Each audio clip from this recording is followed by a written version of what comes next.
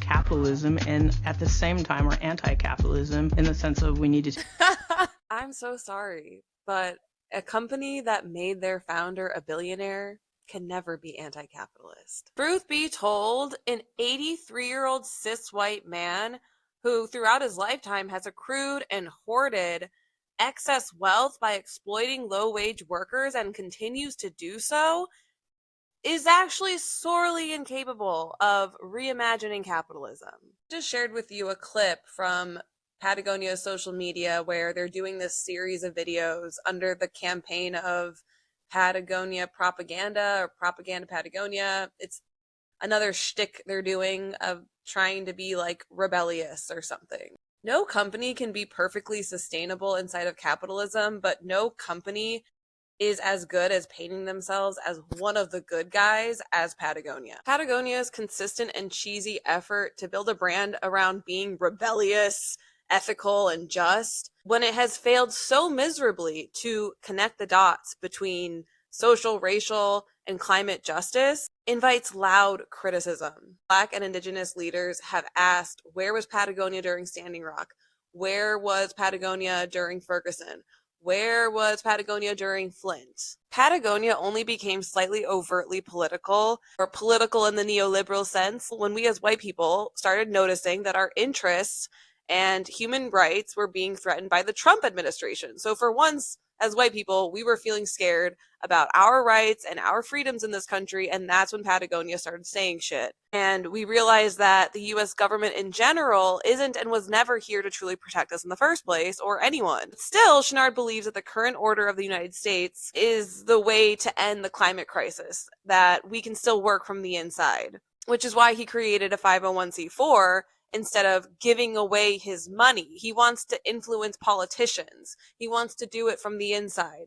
That's not how any sustainable change or climate justice is going to actually work.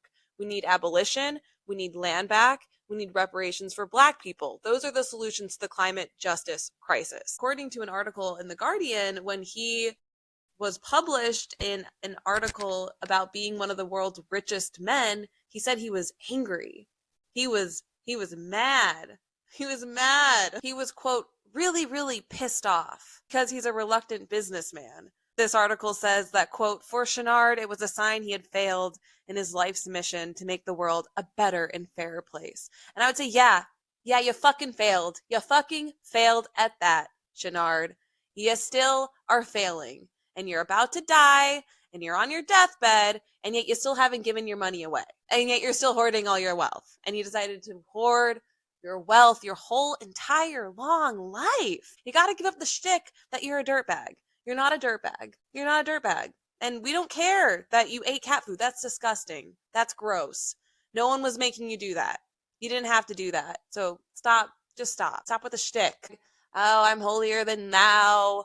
I was such a minimalist. I was just living out in the woods. No, you were a privileged cis white man who wanted to opt out of society. And so instead of doing anything good for society, instead of fighting for racial justice or indigenous rights, you were just living in so-called Yosemite Awani, and you just decided to think about yourself and create a company that was just for your own benefit and for your bros' benefit, and was really white-centric and never truly considered the fact that you were on stolen land, and never advocated for that land to be returned to the original stewards. And you're still not advocating for that. You're advocating for public lands, for conservation efforts, but not for land back, not for reparations to Black people. Anyways, Patagonia is a toxic masculine cult. It's the worst kind of toxic masculinity because it's like a covert toxic masculinity, because this is the kind of shit that is ruining the environment, that is extracting and exploiting the environment and human beings. Toxic masculinity isn't just someone catcalling you on the street. It's also businesses, corporations that are led by a billionaire and yet still calls itself a grassroots operation. Don't know me, hey, I'm Erin. I'm the founder of Terra Incognita Media and also the anti-Yvon Chouinard social club.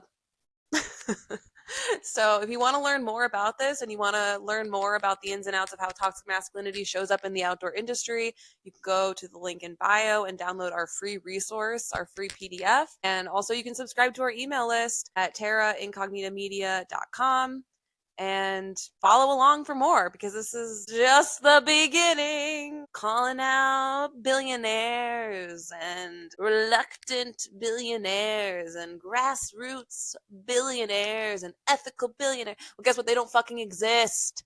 Ethical billionaires don't exist. Good billionaires don't exist.